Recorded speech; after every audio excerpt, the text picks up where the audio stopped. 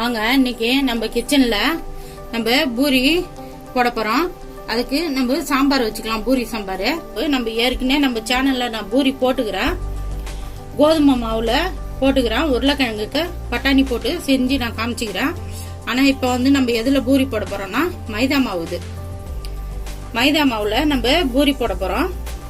அதுக்கு தேவையான அளவு உப்பு, எண்ணெய், ஒரு 2 டீஸ்பூன் எண்ணெய் நம்ம ஊத்தி பிசைந்திக்கலாம். பூரிக்கு பிசைந்தி ஒரு 1/2 hour நம்ம ஊற வச்சிடலாம். ஊற வச்சு நம்ம திரட்டி பூரி போட்டுக்கலாம். நம்ம தேவையான அளவு உப்பு போட்டுக்கலாம். கல் உப்பு போடாதீங்க, கரையாது. தூள் உப்பு போட்டுங்க. தண்ணி கொஞ்சம் கொஞ்சமா தெளிச்சு பிசைந்தீங்க.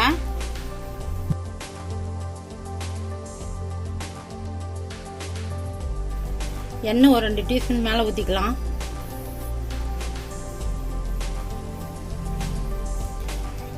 எண்ணெய் ஊற்றி நல்லா பிசைந்தி ஒரு 1/2 hour நம்ம ஊற வச்சிடலாம். ஏன்னா நம்ம மைதா மாவுல போடுறோம். மைதா மாவு கொஞ்சம் நேரம் ஊறணும். நல்லா ஒரு 1/2 hour ஆச்சும் ஊறணும். ஊறினாதான் நல்லா பூரி உப்பி வரும். நம்ம மாவு பிசைஞ்சிட்டோம். நம்ம இது மேல ஒரு தட்டு போட்டு மூடி ஒரு 1/2 hour ஊற வச்சிடலாம். நம்ம பூரிக்கு சாம்பார் வச்சுக்கலாம். அதுக்கு தேவையான பொருள் 100 கிராம் தக்காளி, 4 பச்சை மிளகாய், 100 கிராம் வெங்காயம், உருளைக்கிழங்கு ஒரு 100 கிராம், ஒரு கைப்பிடி கொத்தமல்லி தழை, கருவேப்பிலை ஒரு கைப்பிடி, 50 மில்லி சமையல் எண்ணெய், 3 டீஸ்பூன் மிளகாத்தூள், குழம்பு தூள், இது மஞ்சள் தூள் ஒரு 1/2 டீஸ்பூனு, தேவையான அளவு உப்பு, கடலைப்பருப்பு ஒரு 1/4 கிலோ, பட்டை ஒரு 2, கிராம் ஒரு 5, பூண்டு பல்லு ஒரு 10 பல்லு எடுத்து வச்சுக்கிறேன். இஞ்சி ஒரு சின்ன துண்டளவு, 1 டீஸ்பூன் சோம்பு, ஏலக்காய் 4 ஏலக்காய். நம்ம சோம்பு, ஏலக்காய், பட்டை, கிராம நம்ம கல்லுல தட்டி தான் போட போறோம். குழம்புல நம்ம இஞ்சியும் தட்டி தான் போட போறோம். நம்ம கடலைப்பருப்பை குக்கர்ல போட்டுக்கலாம். குக்கர்ல வேக வச்சா சீக்கிரமா ஆயிடும். 1/4 கிலோ பருப்பு, இது 4 பேர் சாப்பிட்ற மாதிரி வச்சுக்கிறேன். இது ஒரு 10 நிமிஷம் ஊறட்டும். குக்கர்ல ஊறின பிறகு 2 முறை வாஷ் பண்ணிட்டு நம்ம இது ஒரு 3 விசில் வச்சு நம்ம எடுத்துக்கலாம். பருப்பை நம்ம கடலைப்பருப்பு ஊற வச்சோம். ஒரு 10 நிமிஷம் ஊறிடுச்சு. நான் 2 முறை வாஷ் பண்ணிட்டேன். இதுல ஒரு சொம்பு அளவு தண்ணி ஊத்திக்கலாம். நம்ம 100 உருளைக்கிழங்கு எடுத்து வச்சிருந்தோம், முழுசா போட்டுக்கலாம். தக்காளி 2 கட் பண்ணி போடுறேன், வாஷ் பண்ணி. பூண்டு பல்லு ஒரு 10 பல்லு எடுத்து வச்சேன், இது போட்டுக்கலாம். மஞ்சள் பொடி 1/2 டீஸ்பூன் போட்டுக்கிறேன். இது கூட நான் வெறும் கடலைப்பருப்பு போட்டு நான் சாம்பார் வைக்கிறேன். உங்களுக்கு விருப்பம் தான் நீங்க பாசி பருப்பு கூட நீங்க பாதி கலந்துக்கலாம். கடலைப்பருப்பு பாதி, பாசி பருப்பு பாதி கலந்துக்கலாம். நான் வெறும் கடலைப்பருப்பு மட்டும் போட்டு சாம்பார் வைக்கிறேன். பூரி சாம்பார் மூடிட்டேன், வெயிட் போட்டேன். ஒரு 3 விசில் வரட்டும். நம்ம இறக்கி பருப்பு நம்ம கடைஞ்சிட்டு நம்ம சாம்பார் தாளிச்சுக்கலாம். பருப்பு வச்சோம், கடலைப்பருப்பு 3 விசில் வந்துச்சு. நம்ம எடுத்துக்கலாம்.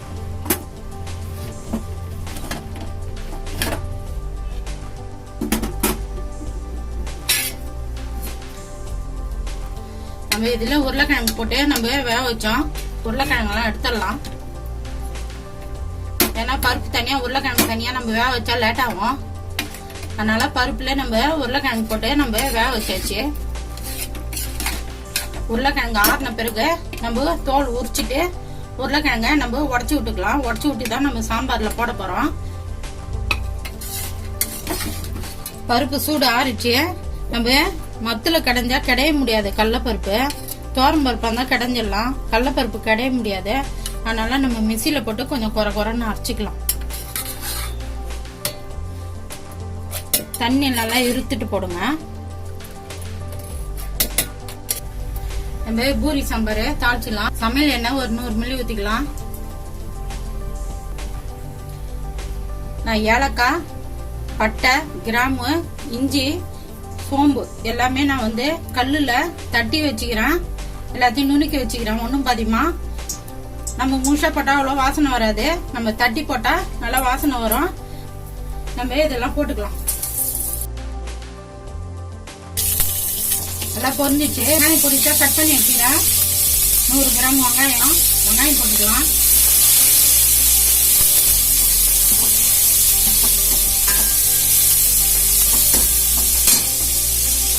பச்சை மிளகாய் நான் நீட்டாக கட் பண்ணி வச்சுக்கிறேன். பச்சை மிளகாய் போட்டுக்கலாம்.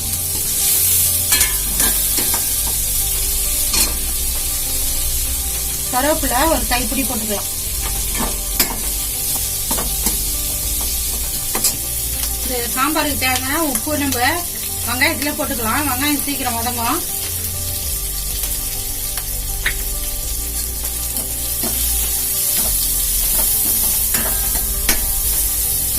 நீங்க பட்டை கிராம்பு உங்களுக்கு பிடிக்குங்கன்னா நீங்க முழுசா கூட போட்டுக்கலாம். வாசனை கம்மியா இருக்கும். இல்ல உங்களுக்கு பிடிக்கலன்னா நீங்க அவாய்ட் கூட பண்ணிடலாம். வெங்காயம் வதங்கிச்சு. ஃபுல்லா வதங்க வேணாம், 3/4 பங்கம் வதங்கினா போதும். நான் உருளைக்கிழங்க வேவிச்சு தோல் உரிச்சிட்டு நல்லா மசிச்சு வச்சுக்கிறேன். அது போட்டுக்கலாம்.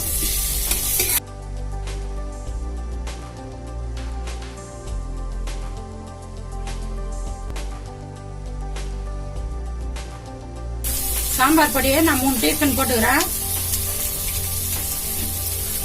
நம்ம ஏற்கனவே பச்சை மிளகாய் போட்டுக்கிறோம். காரம் பார்த்துன்னு போட்டுங்க. மிளகாய் பொடி எண்ணெயிலே வதக்கிடுங்க. பச்சை வாசனை போட்டோம்.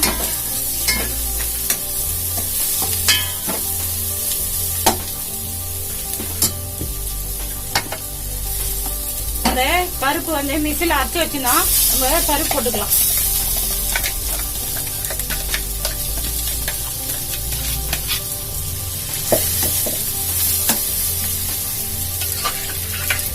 நம்ம குக்கர்ல பருப்பு தண்ணி நம்ம இழுத்து வச்சிருந்தோம். பருப்பு தண்ணி ஊற்றிக்கலாம்.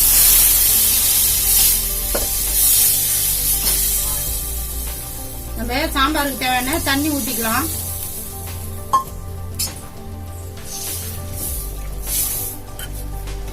நல்லா கலக்கி விட்டுங்க.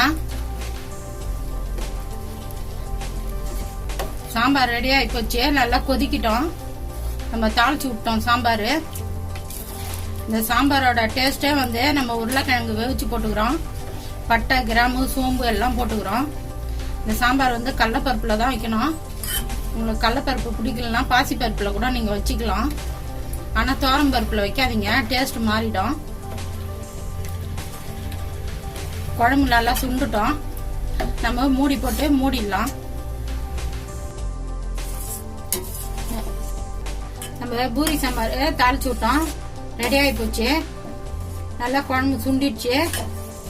நம்ம இறக்கலாம். இப்ப இறக்கிறதுக்கு முன்னாடி நம்ம கொத்தமல்லி தழை ஒரு கைப்பிடி போட்டுட்டு நம்ம இறக்கலாம். மாவு நம்ம ஊற வச்சோம். மாவு நல்லா ஊறிச்சு.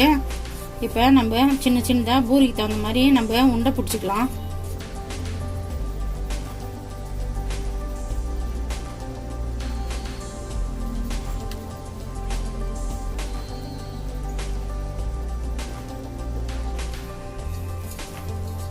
நம்ம மாவு எல்லாத்தையும் நம்ம உண்டை பிடிச்சி வச்சுக்கணும் பூரி தட்டுறதுக்கு.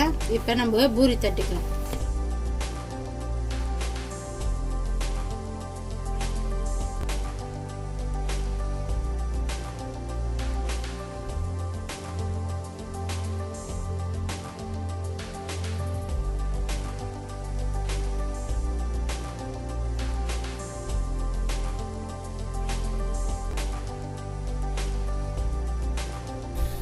நம்ம பூரி எல்லாமே தட்டியாச்சு. கடாயை வச்சு நான் எண்ணெய் ஊத்திக்கிறேன். எண்ணெய் சூடு ஏறட்டும்.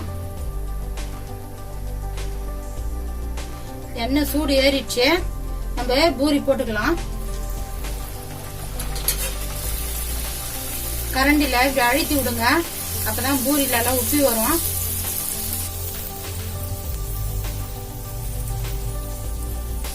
நம்ம திருப்பி போட்டுக்கலாம்.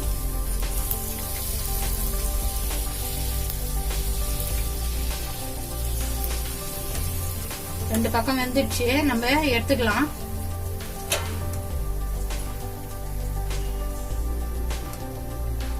நல்லா எண்ணெய் இழுத்துட்டு எடுங்க. நம்ம இன்னொன்னு கூட போட்டுக்கலாம்.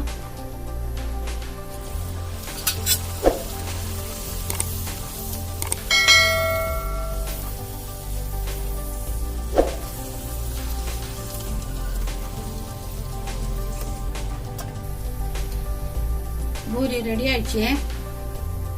நம்ம மைதா மாவுல பூரி போட்டோம், ரெடி ஆகி போச்சு. நான் அதுக்கு பூரிக்கு சாம்பார் வச்சேன், கடலப்பருப்பு போட்டு.